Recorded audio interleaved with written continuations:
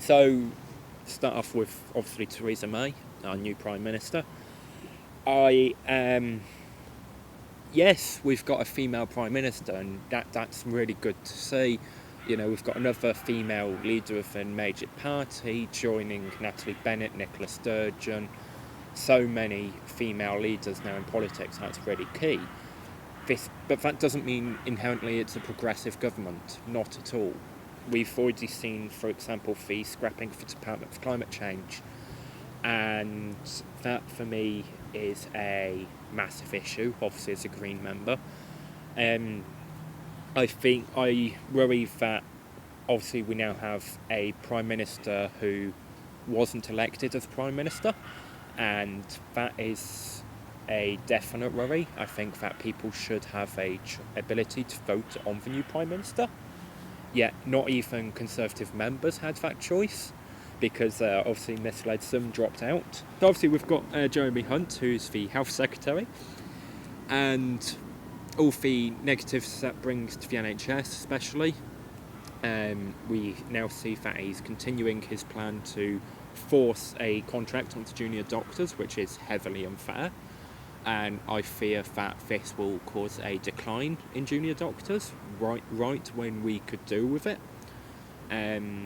For example, we've voted to leave the European Union, so we're not going to get doctors and clinicians and nurses from the EU anymore. We need to be promoting and encouraging people to become doctors from the UK, and if we're forcing a new contract on them and moving how nurse courses are funded, that is going in the wrong direction.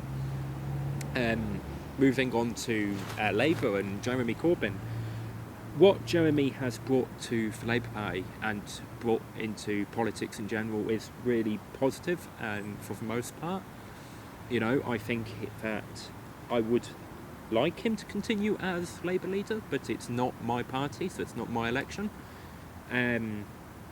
I feel that what Corbyn stands for is a lot of what the Green Party stands for. I wish that it would be reflected in the Parliamentary Labour Party.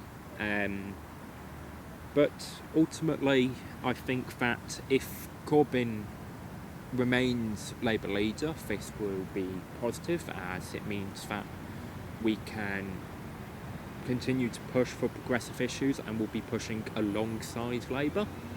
But if Corbyn is beaten by Owen Smith, then I think that will be a blow to progressive politics in general. I believe myself that it would be a blow to democracy in general, given the issues with members being unable to vote. But as I said, it's not my party's election. The Green Party currently have an ongoing leadership election because Natalie Bennett has said she isn't restanding. We could very well see Caroline Lucas, our MP, become the leader of the Green Party alongside Jonathan Bartley, our current work and pensions spokesperson.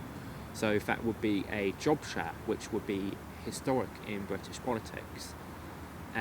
Although that I think will bring positives to the party, I'm also concerned at the fact of our only MP being also our leader. Could that reduce media time, for example?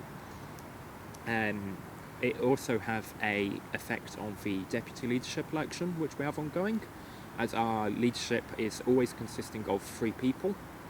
And so if 2 people have the leadership, we will only have 1 deputy, whereas if we have 1 leader, we'll have 2 deputies.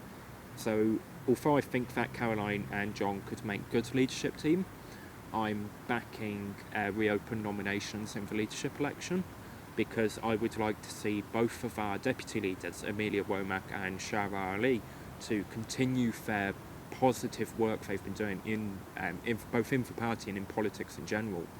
Obviously, Shara is the first BAME deputy leader of any UK parliamentary party, and both Amelia and Shara have been doing a lot of work in making a fairer politics that works with people in general, and making sure that we're listening to those who are often overlooked in politics, young people, BAME people, LGBTIQ people. They've done really good work in engaging with these communities to make sure that everyone has a say in politics.